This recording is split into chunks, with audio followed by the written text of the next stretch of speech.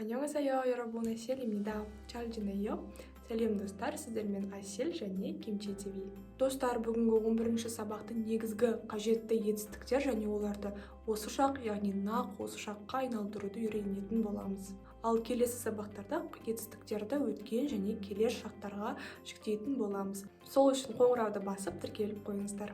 Достар, біз етістіктерді өтпей тұрып, алдыңғы сабақтарда қарапайым сөздерді, грамматикаларды және жалғауларды өтіп білген болатынбыз, яғни сөйлем құрайтын болсақ, бірінші қарапайым сөздер, яғни наным мен, но сен, ури біз, г ол деген сияқты зат есім жалғауларына, яғни біз өткенбіз екі түрлі ын-нын, и-га немесе басқа да жалғаулар жалғанушы еді. Объект деп айтатын болсақ, ыл, рыл, яғни зат есімдерге осындай жалғаулар жалғанушы еді. Етістіктеріміз тоңсо, олардың да жалғаулары бар, оны қазір айтып, ең қажетті етістіктерді айтатын боламын. Осылардың барлығынан сөйлем құралады. Ең қажетті етістіктерді айтып өтейін: када жүру, чада ұйықтау, пода көру, машида ішу, мокта жеу, салда өмір сүру, хада істеу бір нәрсені, илхада, яғни илхада деп айтылғанмен ирада деп айтылады, жұмыс істеу, ундоңхада спортпен айналысу, саранхада жақсы көру. Қарап тұрсаңыздар, барлық етістікте соңында да жалғау тұр, онда да жалғаулар жазылған. Біздікі сияқты кәріс тілінде бару, келу деген сияқты етіп аударылады. Ал негізгі түбірлері, мысалы када деген сөзде к, онда к негізгі түбірі да жалғауы болып тұр. Хада деген сөзінде де негізгі түбірі ха, да деген жалғау жай ғана.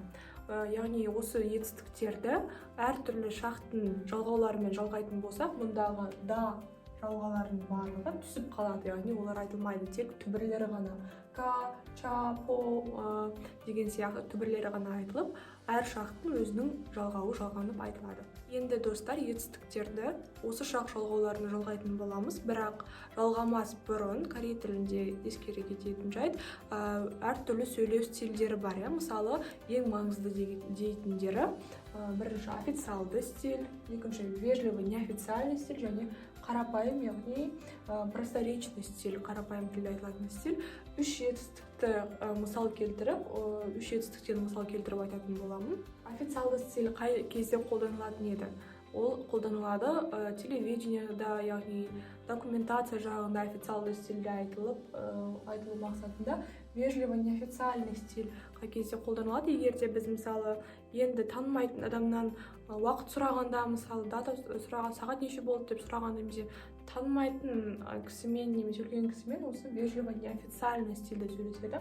Ал қарапайым, яғни просторечный стильде, яғни орысша айтқанда тыкать етіп таныстарымызға ты деп, сен деп айтып сөйлеуге болатын стиль, яғни оны достарымызға, жақын таныстарымызға ғана айтатын стиль болып табылады. Бұнда мысалы вежливый неофициальный стильде үлкен кісілерге, басқа танымайтын адамдарға ты деп, яғни сен деп айтпаймыз ғой, сияқты. Ал вежливый неофициальный стиль танымайтын үлкен адамдарға, ал қарапайым стильді жақын таныс туыстарымызға айтатын боламыз. Осы стильдің жалғану түрлері бар, жалғаулары сәл басқаша. Сол әр стильге осы үш мысалдан келтіремін: пода, мокта, хада. Пода көру, мокта жеу және хада істеу деген сөз. Бірінші официалды стильден бастаймыз. Ол жерде мнида және сымнида жалғаулар жалғанады. Қай кезде мнида, қай кезде сымнида жалғау жалғанады? Егер етістік немесе сын есім түбірі дауыстыға аяқталса, мнида жалғау жалғанады, ал керісінше етістік не сын есім түбірі дауыссызға аяқталып тұрса, сымнида жалғау жалғанады екен. Яғни қарап тұрсаңдар, тек етістікке емес, сын есімге де жалғануы мүмкін. Мысалы, еппіда дегендегі сын есімге де осы жалғаулар жалғануы мүмкін. Енді мысал келтіретін болсақ, жаңа айтқандай әр стильге осы үш жетістіктің мысалдарын келтіремін дедім. Бірінші пода. Пода дегенімізде мұндағы да жалғауы түсіп қалады дедім. Сонда помнида. Неге помнида деп жалғанып тұр? Себебі мұнда тұрған о әріпі дауысты. Сол себепті мұнда жалғанып тұр. Көріп отыр деген сөз. Мұнда мокта. Бұл жерде де да жалғауы түсіп қалады. Не себепті? Сымнида жалғанады, себебі мұндағы к әріпіде дауыссыз. Сол себепті сымнида жалғанады да жеп отыр деген сөз. Үшінші хада. Бұл жерде де да жалғау жалғанады. хамнида деп аударылады да. Не себепті? Сол себебі бұл жердегі а әріпінде дауысты. Сол себепті де хамнида жалғау жоғалады. Хамнида істеп отыр деп аударылып жазылады. Достар, ымнида және сымнида жалғауларын ымнекка және сымнекка етіп сұраулы сөйлемдерде де қолдануға болады. Ымнекка, сымнекка қай кезде қолданады? Ымнида және сымнида сияқты. Егер сөз дауысты аяқталса ымнекка, ал дауыссызға аяқталса пәлшем сымнекка деп жалғау жоғалады. Мысалы, хада дегенде да жалғауы түсіп қалады да, хамнекка. Не себепті? Себебі мұнда а дауыстыға аяқталып тұр, сол себепті мекка. Мокта, мұнда да жалғау түсіп қалады да, моксым никка. Бұл не себебі? Себебі к әріпі дауыссыз, сол себепті никка деп мұндағы к жалғаулары кездессе, интонациямен айтсақ, сұраулы сөз екенін көрсетіп, сұрақ қойып айта аламыз. Екінші, вежливый неофициальный стильді айтатын боламыз. Бұл стиль қай кезде қолданылады деп айтқан едім.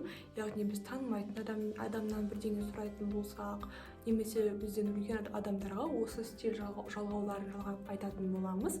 Яғни біз танымайтын үлкен кісіге сен деп, ты деп, тыкі деп сөйлемейміз ғой, сол себепті осы стильдің жалғауларын жалғайтын боламыз етістіктерге. Егер түбір соңында немесе сөздің ішінде, етістіктің ішінде, түбірдің ішінде о немесе а әріптері болса, дауысты әріптер болса, екі әріп болса, онда болса а, йо жалғау жоғалады екен. Ал егер де сөзде, яғни түбірдің ішінде, етістіктің түбірінде о және адан басқа дауысты әріп болса, онда о, йо жалғау жоғалады екен. Ал ха деген етістікке, ирада деген сияқты, хада деген етістіктер, хадан басталатын етістіктер өте көп. Сол себепті ха деген етістікке йо жалғау жоғалады деген. Мысал келтіріп айтатын болсақ, пода дегенде да жалғау түсіп қалады. Мұнда поайо. Не себепті? Мұнда о әріпі тұр. О әріпі болса, айо жалғау жоғалады. Сонда поайо. Айтуға оңай болу үшін, корей тілінде осы әріпті поайо деп созып айтпас үшін, поайо деп жай ғана қысқартып айтуға оңай болу үшін осылай жазған болатын. Яғни поайо деп жаттап алсаңыздар болды осы сөзді. Пода деген сөзді. Сосын мокта, бұл жерде де да жалғау түсіп қалады да, могойо. Не себепті? Себебі мұнда о және а әріпінен басқа дауысты әріп тұр. Қай әріп? О әріпі тұр, о. Сол себепті ойо жалғау жоғалады екен. Келесі хада. Бұл жерде де да әріпі түсіп қалады да, ха йо жалғау жоғалады екен. Не себепті? Себебі бұл хадан басталып тұрған етістік, сол себепті йо жалғау жоғалады.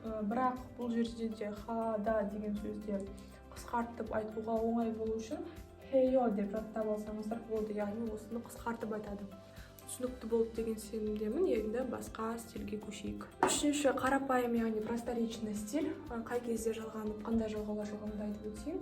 Ол да мынау вежливый неофициальный стиль сияқты сәл ұқсас келеді. Яғни егер түбір ішінде о және а әріптері, дауысты әріптер болса, а жалғау жалғанады екен. Ал егер одан басқа о және адан басқа дауыстылар кездессе, о жалғау жалғанады. Ал керісінше ха деген етістіктен басталатын түбірлерге йо жалғау жалғанады. Мысал келтіріп айтатын болсақ, пода, бұл жерде де да жалғау түсіп қалады да, поа болып айтылады.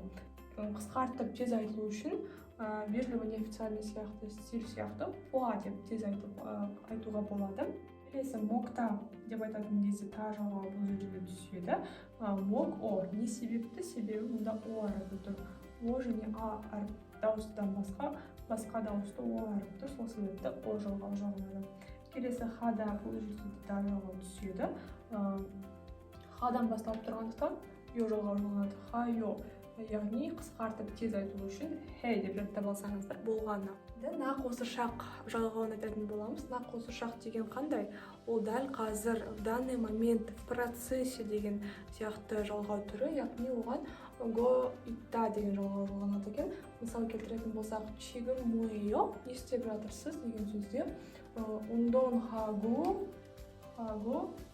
исойо деген жалғау жалғанып тұр. Мысалы, не істеп жатырсыз дегенге спортпен дәл қазір айналысып жатырмын. Спортпен айналысамын мен негізі, спортпен айналысып деген сияқты емес.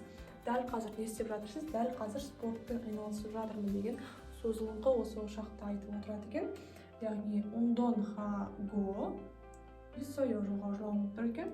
Сосын чонын чегіл илго исойо, мен кітап оқып жатырмын деген сияқты. Енді сіздердің осы тақырыптарды түсінбегендеріңізді анықтау үшін тапсырма, яғни мұнда тұрған 3 жетістік: машида ішу, салда өмір сүру, ирада жұмыс істеу жетістіктер арқылы. Яғни осы жетістіктерді 3 стильде және нақ осы жалғауларымен жалғап көріңіздер.